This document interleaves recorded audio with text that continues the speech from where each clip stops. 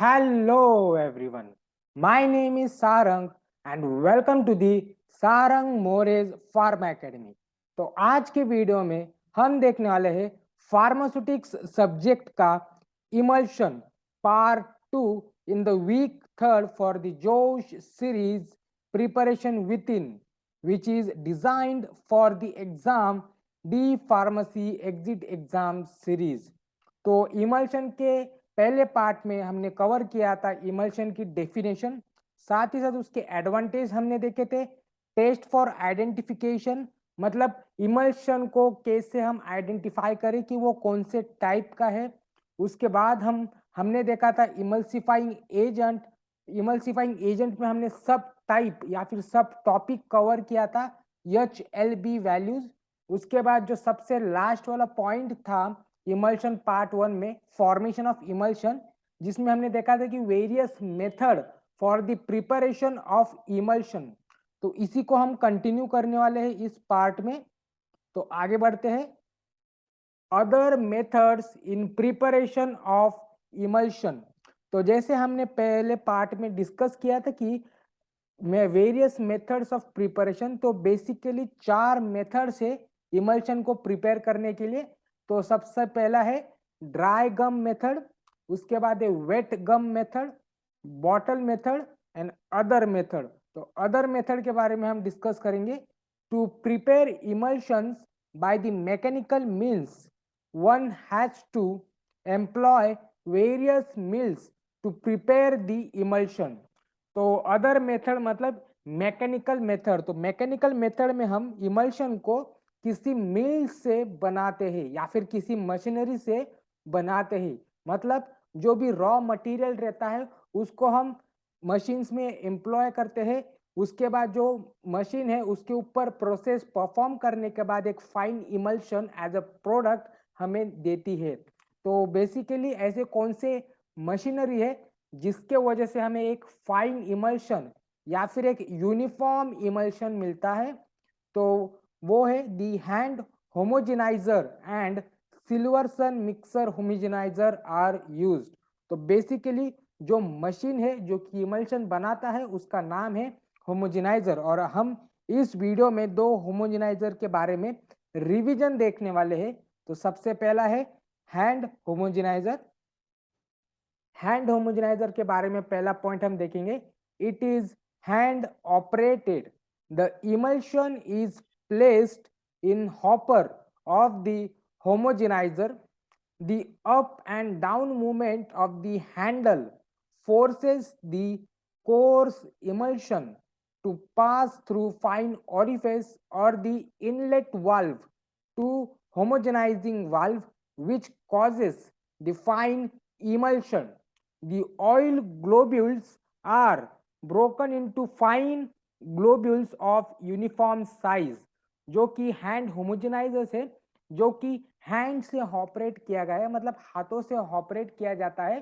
जो कि उसका हैंडल रहता है उसके अप एंड डाउन मूवमेंट के वजह से जो भी एक रॉ मटेरियल हॉपर के अंदर प्रेजेंट रहता है उसको फोर्स किया जाता है, जो कि एक फाइन ऑरिफिस या फिर एक छोटा होल रहता है उससे पास होने के लिए वो जो हॉपर रहता है या फिर जो हैंडल रहता है वो फोर्स करता है, जिसके वजह से जो भी ऑयल ग्लोब्यूल्स रहता है या फिर जो बड़े बड़े ऑयल पार्ट्स रहते हैं वो ब्रेक डाउन होते हैं फाइन पार्ट में ऑफ यूनिफॉर्म साइज। उसके बाद हम देखेंगे नेक्स्ट स्लाइड। जो सेकेंड टाइप का होमोजेनाइजर है सिल्वरसन मिक्सर होमोजेनाइजर, उसके बारे में हम देखने वाले हैं। This emulsifier contains fine emulsifier head which is dipped in the emulsion. As the motor starts, the emulsifier head sucks the liquid and oil is reduced into fine globules due to rotation of blades. So the fine emulsion is produced, which is expelled out. The intake and expulsion of mixture set up a pattern of circulation। तो सिल्वरसन mixer homogeniser को एक part रहता है या फिर उसका part है जिसका नाम है इमल्सिफायर हेड, जो कि इमल्शन के जो सैंपल रहता है या फिर जो जिस भी कंटेनर में इमल्शन को स्टोर किया जाता है उसमें डिप्ट किया जाता है, जब कभी उस होमोजेनाइजर का हम मोटर स्टार्ट करते हैं तो स्टार्ट करने के बाद जो इमल्सिफायर हेड से उस लिक्विड को या फिर उस सैंपल को सक किया जाता है थ्रू फाइन ऑरिफिस, जिसके वजह से होता क्या है, जो भी एक लार्ज ऑयल पार्ट्स रहते हैं जिसको हम ऑयल ग्लोब्यूल्स बोलते हैं, जो कि एक सक्शन के वजह से ब्रेक हो जाते हैं इन द फाइन ग्लोब्यूल्स। तो ऐसे एक एक्सपल्शन और इम्पल्शन से एक पैटर्न क्रिएट होता है जिसको सर्कुलेशन बोलते हैं, और इसके वजह से ही एक फाइन इमल्शन बन पाता है। उसके बाद नेक्स्ट स्टेबिलिटी ऑफ इमल्शन, तो ये नेक्स्ट पॉइंट है।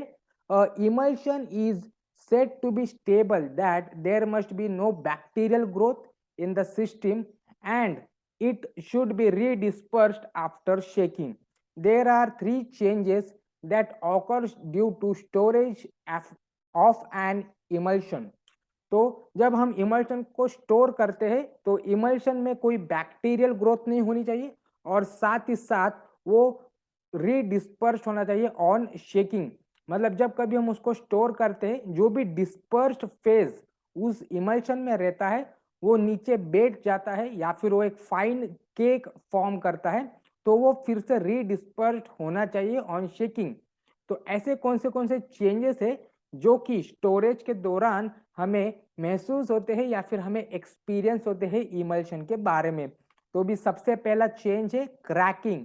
Cracking means separation of two layers of dispersed and continuous phase due to coalescence of dispersed phase globules which are difficult to redisperse them. तो cracking मतलब जो भी continuous layer और जो disperse layer रहते हैं उनका सेपरेशन हो जाता है जब कभी हम उसे रीडिस्पर्स नहीं करते या फिर स्टोर करके रखते हैं फॉर लॉन्गर टाइम। जो भी डिस्पर्स्ड फेज रहते हैं वो नीचे बैठ जाता है और वो इस कदर बैठ जाता है कि वो फिर से उसको रीडिस्पर्स या फिर उसको फिर से शेक करने के बाद डिस्पर्शन नहीं होता है। इसी इसी कंडीशन को या फिर इसी चेंज को हम क्रैकिंग बोलते हैं। नेक्स्ट जो सेकेंड चेंज है जिसको हम क्रीमिंग बोलते हैं, creaming can be defined as upward movement of dispersed globules to form a thick layer at the surface of the emulsion. Creaming is temporary because it can be redispersed again by the mild shaking or stirring to get again a homogeneous emulsion. तो creaming एक ऐसी process है या फिर एक ऐसा change है जिसमें जो भी डिस्पर्स्ड फेज रहता है वो तैरता है एक ऊपरी लेयर के ऊपर, जो इमल्शन का अपर मोस्ट एरिया रहता है उसमें वो कलेक्ट हो जाता है, एक थिक लेयर बना लेता है, पर ये एक टेम्पररी फेज रहता है। इसको हम फिर से एक होमोजेनियस इमल्शन में कन्वर्ट कर सकते हैं ऑन रीडिस्पर्शन या फिर शेक करने के बाद। उसके बाद जो थर्ड चेंज है जिसको हम फेज इन्वर्जन बोलते हैं, the phase inversion means change in one type of emulsion into other such that water in oil type or vice versa. तो फेज इन्वर्जन उसका नाम ही बता रहा है कि ये किस टाइप का चेंज है। तो ये ऐसा चेंज है जो कि एक परमानेंट कैटेगरी में या फिर एक परमानेंट क्लासिफिकेशन में मिक्स होता है या फिर कैरेक्टराइज होता है। फेज इन्वर्जन मतलब अगर हमने ऑयल इन वाटर टाइप का इमल्शन बनाया है और उसको हमने स्टोर किया है फॉर लॉन्गर टाइम, तो वो अपना फेज चेंज कर लेता है। मतलब अगर हमने वाटर इन ऑयल बनाया है तो उसका फेज इन्वर्जन होके ऑयल इन वाटर इस कंडीशन में हो जाता है। मतलब जो डिस्पर्स्ड फेज रहता है वो कन्वर्ट हो जाता है कंटिन्यूस फेज में, और जो कंटिन्यूस फेज है वो कन्वर्ट हो जाता है डिस्पर्स्ड फेज में, और ये एक परमानेंट चेंज है। जो भी क्रैकिंग और क्रीमिंग ये बेसिकली टेम्पररी चेंजेस है, इसको हम फिर से या फिर रिवर्स कर सकते हैं बाय रीडिस्पर्शन या फिर शेकिंग के वजह से। पर जो फेज इन्वर्जन है वो परमानेंट चेंज है और इसको हम रिवर्स नहीं कर सकते। उसके बाद नेक्स्ट, स्टोरेज ऑफ इमल्शन, जो सबसे लास्ट वाला पॉइंट है इमल्शन का, कि इसको स्टोर कैसे किया जाए जिसके वजह से जो भी क्रैकिंग, क्रीमिंग और जो फेज इन्वर्जन है इसको हम मिनिमाइज कर सके या फिर इसको हम काफी हद तक अवॉइड कर सके। तो जो कंटेनर के बारे में हम देखेंगे, किस कंटेनर में इमल्शन को हम स्टोर करना चाहिए।